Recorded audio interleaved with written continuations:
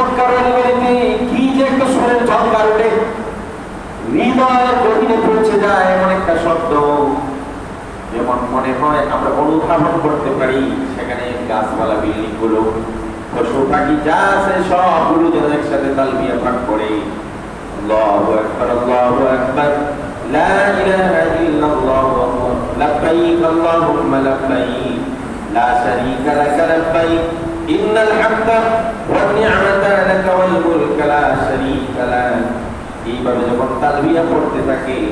আমার নবীজি সাল্লাল্লাহু আলাইহি ওয়াসাল্লাম বলেন, ও হাজিরা,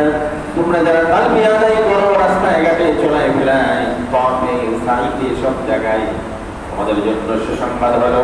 আন সাইদ বিন সাদ রাদিয়াল্লাহু তাআলা আনহু قال قال رسول الله صلى الله عليه وسلم